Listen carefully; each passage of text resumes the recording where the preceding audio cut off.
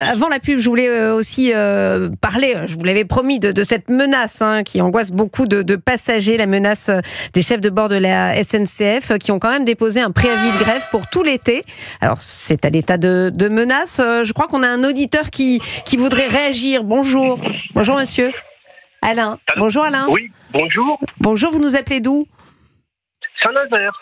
Saint-Nazaire, très bien. Alors vous vouliez réagir à cette nouvelle, cette énième menace des chefs de bord de la SNCF. Alors moi, je vais m'inscrire dans une petite cabine et puis je vais faire de la voyance sur la SNCF. Oh bah, je peux vous dire qu'au mois de novembre, ils vont être en grève. Ah bah si, au mois de novembre, ils vont être en grève. Pour les vacances scolaires, ils vont être en grève. Pour les vacances de Noël, ils vont être en grève. Oui. Ils sont tout le temps en grève. Ils ne foutent rien. Il y a un CAP pour être gréviste, je sais pas, expliquez-moi.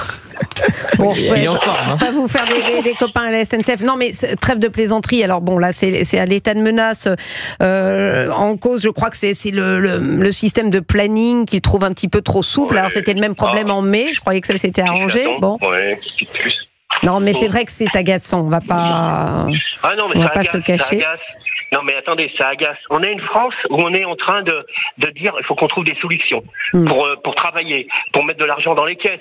Il y a 3 générations qui vont bosser, si c'est pas terminé, 3 générations qui vont bosser pour rien. Parce qu'il va falloir remplir les caisses, là. Parce que, comme dirait monsieur Macronus, Alanus, Césarius, on donne de l'argent à tout le monde. Allez, je suis banquier, je suis Rothschild, allez, allons-y.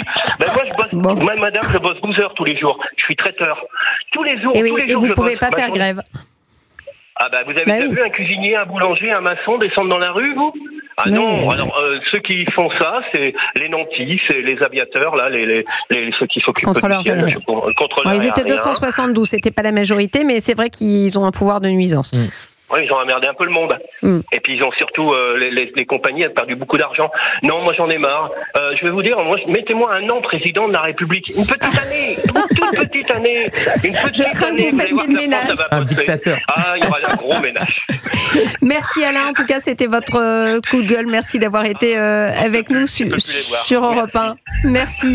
Pour le cabinet de voyance, Alain, on ne sait pas, mais en tout cas, si votre cuisine est aussi bonne que votre façon de parler, votre humour, on doit se régaler chez vous. Stéphanie Demuru et vous jusqu'à 13h sur Europe 1. Faites comme Alain, faites comme Stéphane, comme Roula, comme Audrey. Appelez-nous sur le standard d'Europe 1 au 01 80 20 39 21. Et un grand merci à Georges Fenech qui nous a accompagnés. Merci à vous. Stéphanie. C'était un moment très agréable. Et on parle du roi Charles dans quelques instants. Le roi Charles qui va accueillir le couple présidentiel. Oui, non, mais c'est un ami de Georges. Il va peut-être filer à Londres. Il est peut-être invité ce soir, Georges Fenech.